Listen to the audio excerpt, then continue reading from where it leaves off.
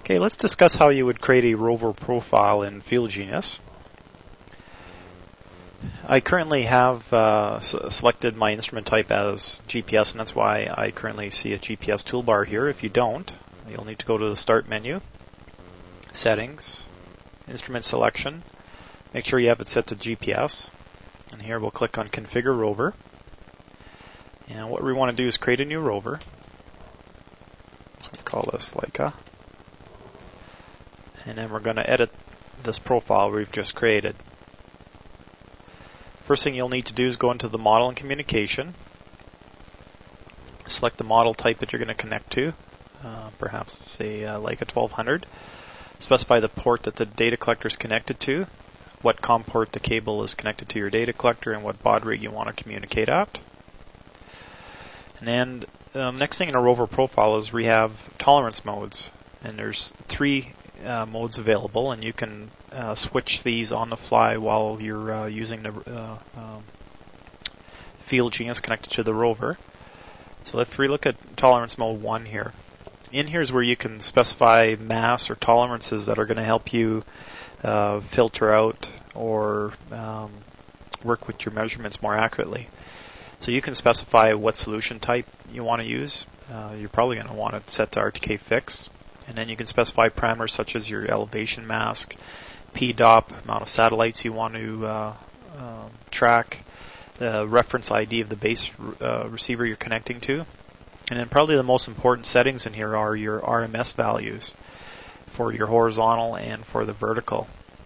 And basically what this is saying here is FieldGenius will not allow you to store a point unless the standard deviation or the RMS values computed for the position is less than these values here. You can also specify amount of observations that you want to collect and over what amount of time. And also in here is where you can specify the auto record distance and time values. So let me set this down a little bit smaller here. And you can specify that for, there's 3 different tolerance modes. So perhaps if you're doing some rough staking, you don't want the RMS values for the horizontal and vertical to be so tight. Maybe you want it to be a little bit looser. You can do that easily by specifying different tolerance modes. Next button here is you can specify what is the default mode to start up in. You can set it to 1, 2, or 3. And then you can also specify the antenna you're going to be using.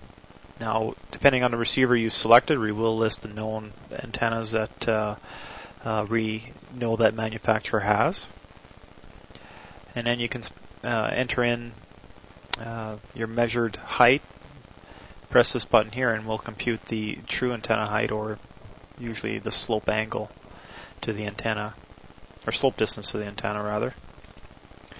And then the last thing is your correction link. And here's where you'll specify if you're connecting to a radio or a modem. If you select radio, usually you should go into setup, choose the radio type that you are currently using, specify what channel, specify the message type that you want to use, and then specify what port the radio is connected to. Some receivers will have a setting in here called internal if it's an internal radio. And that's basically how you would set up a rover profile.